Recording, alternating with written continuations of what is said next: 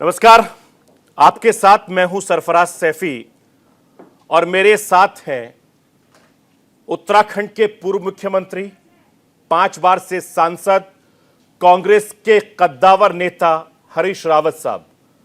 हरीश जी, बहुत बहुत स्वागत है आपका न्यूज इंडिया में।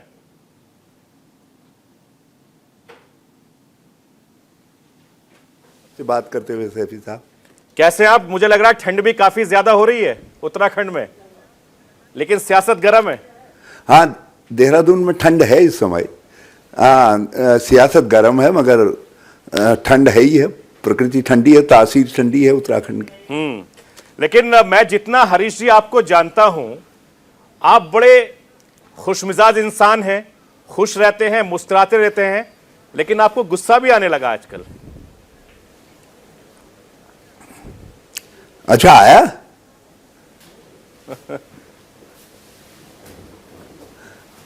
ये तो मेरे लिए बड़ी अच्छी खबर है, क्योंकि मेरे घर के बच्चे भी, काम करने वाला मेरा सहयोगी भी जानता है कि ये गुस्सा नहीं होता है, तो दे टेक मी ग्रांटेड। यदि एक बार पता चल जाए कि मुझे थोड़ा गुस्सा भी आता है, तो कम से कम भविष्य में मेरी कद्र करेंगे। आपने तो ये बड़ी अच्छी खबर फैला दी।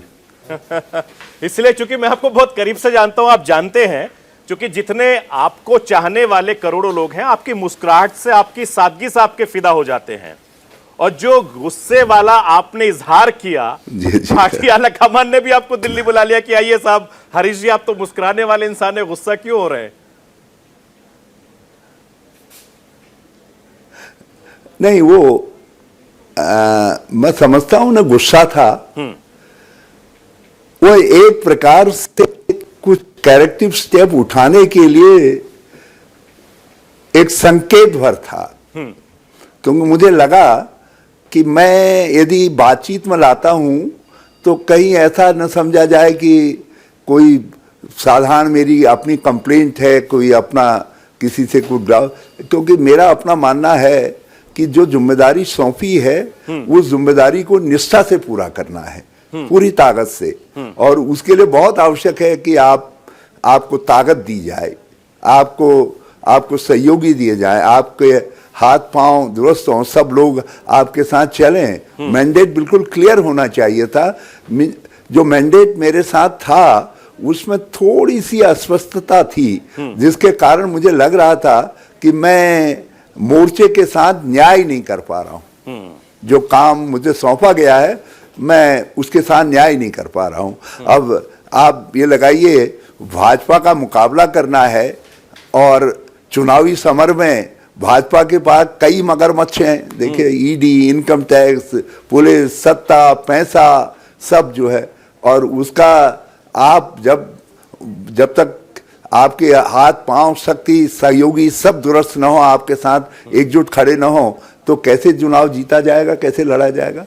तो इसलिए मुझे लगा कि समय पर मुझको इस बात को बता देना चाहिए। तो मैंने तो केवल आप मेरे शब्दों को पढ़िए तो पता नहीं कैसे अंदाज लग गया कि मैं गुस्से में हूं। उससे कहीं से गुस्सा झलकता ही नहीं। लेकिन जो आपको संदेश देना था वो दे दिया, और आपके जो करीबी लोग हैं वो जानते हैं। खैर, उत्तराखंड की सियासत में हरीश रावत साहब का वर्चस्व लगातार कायम है।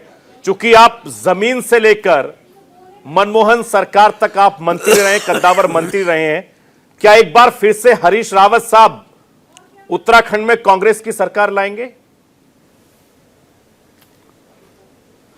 मैंने अपनी यात्रा एक गांव के प्रधान ब्लॉक प्रमुख से की थी, और कांग्रेस के अंदर मैंने युवक कांग्रेस से यात्रा प्रारंभ की थी, और एनएसवाई में मैंने हॉस्टल प्रभारी से, एक हॉस्टल का मैं एनएसवाई का प्रभारी था, वहां से मैंने शुरुआत की थी। बिल्कुल। तो वहां से होते होते यहां तक कांग्रेस ने तो पहुंचाया मुझको, कांग्रेस नहीं बनाया। तो तेरा तुझको अर्पण क्या लागे रे मेरा, दे देंगे तो जो ड्यूटी सौंपेंगे उसको पूरा करेंगे, नहीं तो अपना राम राम जी अपना। मैंने कहा ना, तेरा तुझको अर्पण क्या लागे मेरा। इस समय चुनाव में अपनी पूरी शक्ति लगा करके कांग्रेस को, और उसके बाद लागे रे मेरा, इस भाव से जो है अपना झोला झंपट उठाएंगे, चल देंगे आराम करने हैं, आराम अपने गांव। हरीश जी, ना अपने गांव चल देंगे। मेरा गांव भी तो बहुत दिनों से पुकार रहा है, उस मिट्टी का भी तो मुझ पर कुछ कर्ज है। हरीश जी, एक चीज और, कांग्रेस वो इस कह रहा है बार कहां जा रहा है, कहां बौराए फिर रहा है, आना तो यही है इसी मिट्टी में। कांग्रेस इस बार किन मुद्दों पर उत्तराखंड में चुनाव लड़ेगी? देखिए, मुद्दा तो है समुन्नत, एक सक्षम, आगे बढ़ता हुआ जो है छोटे राज्यों के लिए आर्थिक सशक्तिकरण का उदाहरण, जिसमें महिला सशक्तिकरण, युवा सशक्तिकरण, ये सब का मॉडल के रूप में राज्य को विकसित करना। लक्ष्य तो हमारा बड़ा है और उसका रोड मैप भी हमारे सामने बिल्कुल स्पष्ट है। मगर चुनाव में कुछ ऐसे मुद्दे हैं जो थैंक यू भाजपा, जिनको हम लपकने से चूकेंगे नहीं। अब एक बात बताइए, यदि चुनाव में कोई 950 पौने 1000 रुपये में बिकने वाले सिलेंडर का जिक्र न करे और गैस, डीजल और पेट्रोल के दाम 100 के पार हो जाएं, तब भी हम उसको मुद्दा न बनाएं, तो फिर लोग हमको क्या कहेंगे। अब सरसों का तेल 58 रुपया लीटर था कांग्रेस के समय में, आज 142 रुपया अडानी की जेब में जा रहा है और वही सरसों का तेल गरीब को जो है 200 रुपये में खरीदना पड़ रहा है। कहाँ है दालों के दाम, दूसरी चीजों के दाम, और तो छोड़ो, अब लोगों का जूता भी महंगा होने जा रहा है, उस पर भी जीएसटी लगा दी 18% जो है। तो ये तो महंगाई मुद्दा है, बेरोजगारी हर दूसरे घर में। आज उत्तराखंड में, देश में यदि 2 करोड़ पद खाली हैं, भर नहीं रहे आप, और सबसे बड़ी बात यह है कि देश में यदि सर्वाधिक वृद्धि दर है बेरोजगारी की दुनिया के अंदर, तो उत्तराखंड में, भारत में सबसे ज्यादा बेरोजगारी की वृद्धि दर है। ये चिंताजनक स्थितियां हैं। अब थोड़ा जब हमने हल्ला गुल्ला मचाया तो थोड़ा सा कम हुई है, नहीं तो ये दूसरा मुद्दा है। भ्रष्टाचार ऐसा हो गया है, भाजपा के शासन में शिष्टाचार बन गया है। खनन के नाम पर सारे नदी नाले गाड़ गधेरे खोद डाले हैं। किसी से भी पूछो, कहीं भी ट्रक में कोई बालू बजरी जा रहा है तो उनसे कहो भैया तुमने, या किसी बेचने वाले से कहो कि तुमने यार बड़ा महंगा लगा रहे हो ये बालू बजरी जो है, तो वो कहते हैं कि साहब इसमें तो 5 रुपया सीधे ऊपर जा रहा है पर क्विंटल। अब पता नहीं वो 5 ऊपर कहाँ है, आसमान में है या चंद्रमा में है, मंगल में है, ये भगवान जाने, जो है वहां जा रहा है। यह हालत है। कोरोना काल में हमारे लोगों को मरने के लिए यूं ही छोड़ दिया गया। देश में दूसरे नंबर पर सर्वाधिक कोरोना मृत्यु दर उत्तराखंड में, और उस पर जुल्म यह है कि कुंभ के दौरान आपने टेस्टिंग घोटाला कर दिया और उसकी वजह से हमको कोरोना स्प्रेडर की टाइटल मिल गई, और उसमें सब भाजपाई इन्वॉल्व थे। विकास ठप पड़ा हुआ है, और विकास ठप पड़ा है, नॉन परफॉर्मेंस है, लोक कल्याण ठप है, इसको खुद इन्होंने एक्नॉलेज किया है, एक के बाद एक मुख्यमंत्री बदल करके। मैं यही सवाल आपसे पूछने वाला था हरीश जी, इसीलिए तो मुख्यमंत्री बदले जब इनको लगा परफॉर्मेंस नहीं दे पाए हैं। और इसीलिए जब हमने ये 3 तिगाड़ा काम बिगाड़ा कहा, तो ये नारा सारे देश में प्रचलित हो गया। मैं यही सवाल चाहता हूं एक आध बार आप भी जरा सा अपने श्रीमुख से दोहरा दें जी। मैं यही सवाल आपसे हरीश जी पूछना चाह रहा था कि एक के बाद एक जो मुख्यमंत्री बदले गए हैं, क्या इसका फायदा हरीश रावत और कांग्रेस उठाएगी? देखिए, उत्तराखंड गुस्से में है, उसकी समझ में नहीं आ रहा है कि यदि नालायक था तो 4 साल रखा क्यों? 4 साल से कुछ ही दिन कम तो रहे पहले मुख्यमंत्री। और जब आपको लगा कि इनके साथ चुनाव नहीं जीत सकते, तो 2 दिन भी सब्र नहीं किया। बजट सत्र, बजट पेश कर रहा था, पायलट वित्त मंत्री के रूप में बजट को पायलट कर रहे थे, तुमने उनको बुलाया हेलीकॉप्टर से देहरादून और यहां आकर के कागज पकड़ा दिया कि यू आर नो मोर मुख्यमंत्री, यू आर टर्मिनेटेड। अरे उत्तराखंड का मुख्यमंत्री केवल भाजपा का नहीं रह जाता है, वो सारे राज्य का हो जाता है। तो राज्य के लोगों को तो बताते थे क्यों बदल दिया भाई। हमने विजय बहुगुणा जी को बदला, कांग्रेस ने तो कहा कि ये दैवी आपदा को टैकल करने में, केदार आपदा को टैकल करने में फेल हो गए, इसलिए बदला। यूं ही थोड़ी बदल देते हैं मुख्यमंत्री को। एक बेचारा तो जो है कब उसकी शादी हुई, कब वो विधवा हो गया, उसको वही मालूम नहीं पड़ पाया। वो तो अभी ये नहीं समझ पाया है कि मुझको क्यों मुख्यमंत्री बना दिया, क्यों मुख्यमंत्री पद से हटा दिया। और तीसरा जो है, तीसरे को कहा चुप, ज्यादा उछल कूद मत मचा, तुझको जो कागज हम पढ़ाएंगे उसको खाली पढ़ देना। वो इनके लिखे हुए कागज को पढ़ देते हैं, घोषणा कर देते हैं, यही काम उनको सौंप रखा है जो है। बाकी जितना काम इनका समय मिलता है को कैरिकुलर एक्टिविटी के रूप में नदी गाड़ गधेरों को धदोड़ करके जो है उसमें बजरी निकाल और बजरी बेचने का काम कर रहे हैं। आजकल एक नया काम ले लिया है, ट्रांसफर पोस्टिंग इतनी हो रही है, ये बैकडोर से हो रही है आचार संहिता लगने के बाद। तो ये हाल है राज्य का। तो एक बात बताइए, उत्तराखंड इसमें गुस्सा नहीं होगा तो क्या होगा? तो उस गुस्से का फायदा आपको मिल रहा है? हमें ये हुनर होना चाहिए। यदि हम फायदा उठाने का हुनर नहीं है तो फिर हम we are not fit to be a political party. लेकिन आप तो I am not fit to be a politician. Harish ji, आप तो राजनीति के बहुत माहिर खिलाड़ी हैं। आप जिस खेल में हैं ना, जिस खेल में हैं, यदि उस खेल में आप गुण सीख ही नहीं रहे तो फिर कैसे खिलाड़ी हैं आप? और ये जो तमाम कांग्रेस के जो दूसरे नेता हैं जो दूसरे राज्यों में बैठे हैं, वो भी आपको कई गुरु मानते हैं, क्योंकि आप तो राजनीति के बहुत माहिर खिलाड़ी हैं। मुस्कुरा के ही सामने वाले को काम तमाम कर देते हैं। ना ना, ऐसा कुछ नहीं है महाराज। ओ कांग्रेस में कई गुरघंटाल हैं, उनको मौका नहीं मिल रहा है। वो तो मुझे जैसे तो उनके सामने, हम तो छोटे छोटे उनके सामने जो है छोटे चिल्ले हैं, चिल्ले। हाँ, हमारे पास समझदार मुख्यमंत्री है। तो वक्त की मार है कि समय हमारे साथ नहीं है। उत्तराखंड में भी बहुत काबिल लोग हैं, बहुत काबिल लोग हैं। हमारे पास काबिलों की पहली पंक्ति में 1 दर्जन से ज्यादा लोग हैं जो are fit to be a chief minister, जो बहुत अच्छे चीफ मिनिस्टर साबित होंगे।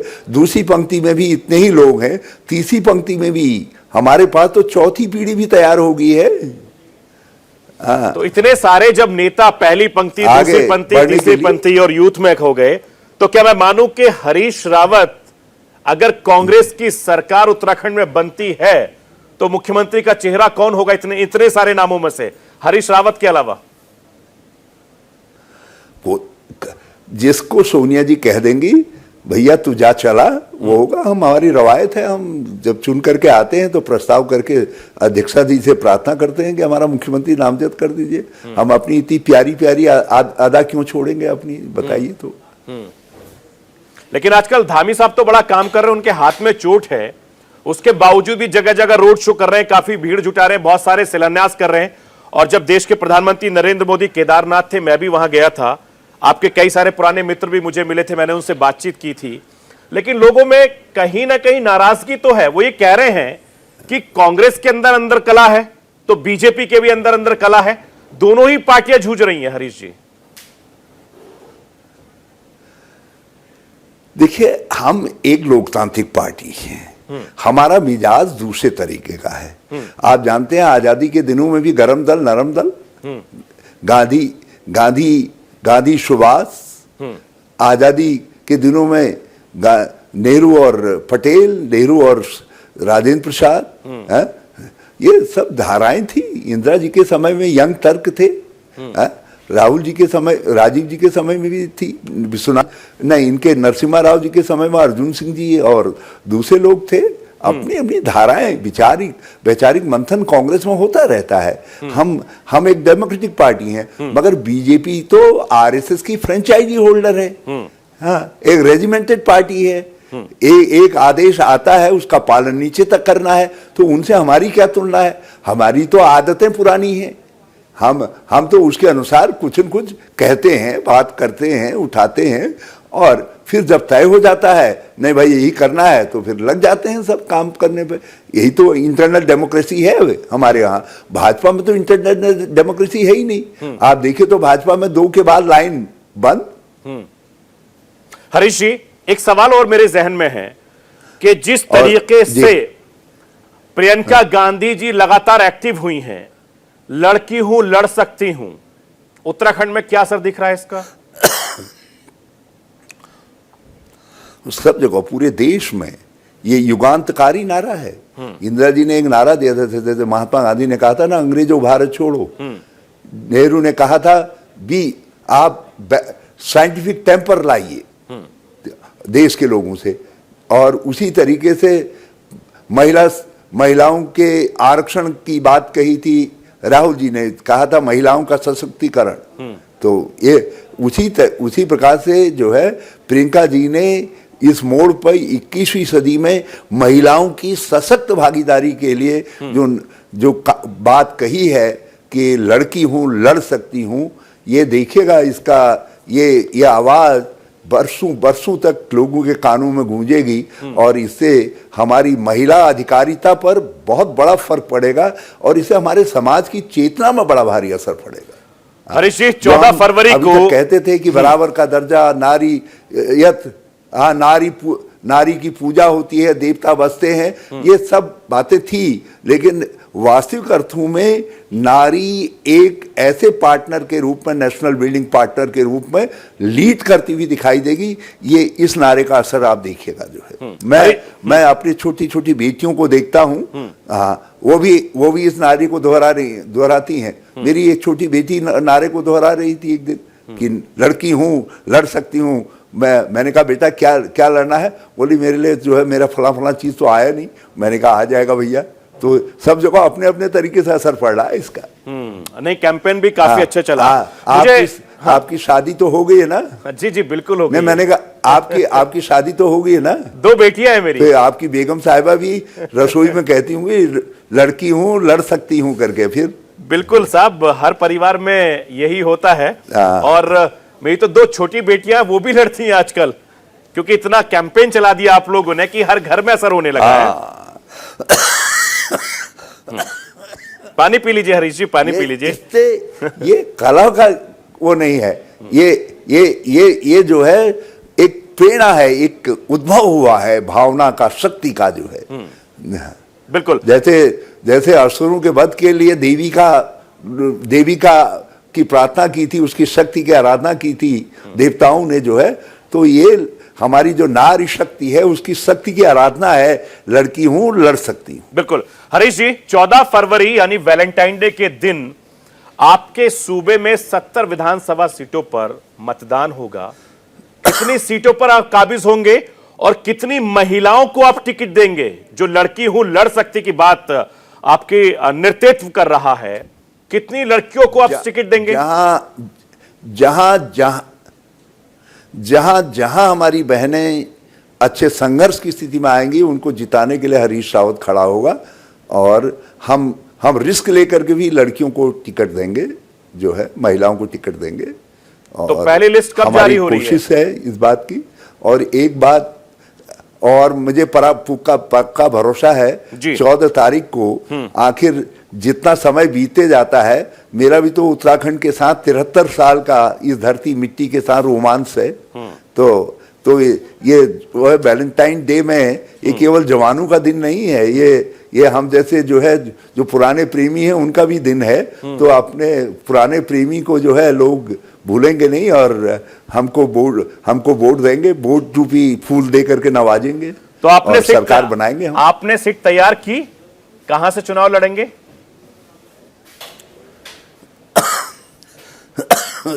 जहां से पार्टी कह देगी। मुझे तो सुनने में आ रहा है कि डीडी एक स्थिति के बाद आप अपने बस के नहीं होते हैं। मैंने कहा पार्टी जहां से कह देगी, और लड़ो कहेगी तो लड़ूंगा, नहीं तो कहेगी पहले लड़ाओ, बहुत लड़िए, जो पहले लड़ाओ, जिता के लाओ, फिर देखेंगे, कहेंगे तो फिर देखेंगे। अच्छा, मतलब अभी पूरा मन नहीं बनाया कि हरीश रावत चुनाव लड़ेंगे या नहीं लड़ेंगे? भैया जब तक संकेत न हो तो फिर इस गांव में रहना है। हरीश जी कुछ बदले मिजाज, बिल्कुल बदले मिजाज से लग रहे हैं आपके। मैं जितनी बार भी आपसे मिलता हूं, जितनी बार भी मेरी आपसे मुलाकात होती है, लेकिन इस अंदाज में आप पहली बार बात कर रहे हैं। कुछ गड़बड़ है क्या अंदर? नहीं, कुछ गड़बड़ नहीं, सब ठीक है, बिल्कुल फिट। तो 70 में से कितनी सीटें जीत सकती है कांग्रेस पार्टी उत्तराखंड में? देखिए, दाता से भगवान से मांगा जाता है, इतना दो कौन कहता है। हम कहते हैं भगवान धन देना, हम ये तो नहीं कहते साहब 1 लाख देना, 5 लाख देना। तो जितना दे देगा दाता उसको ग्रहण कर लेंगे।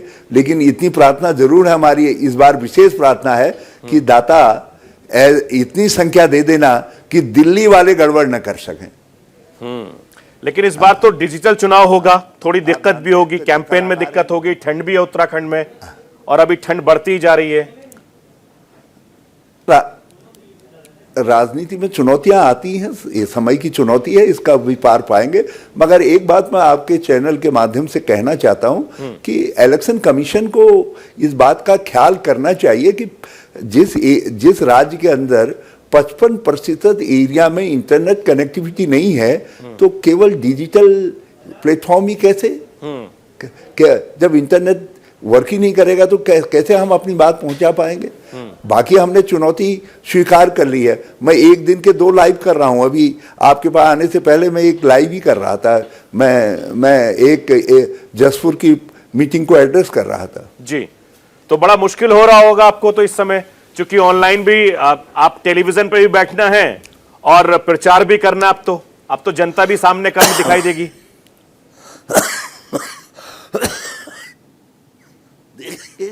मैंने कहा जैसा जमाने का दस्तूर है उसके अनुसार काम करेंगे।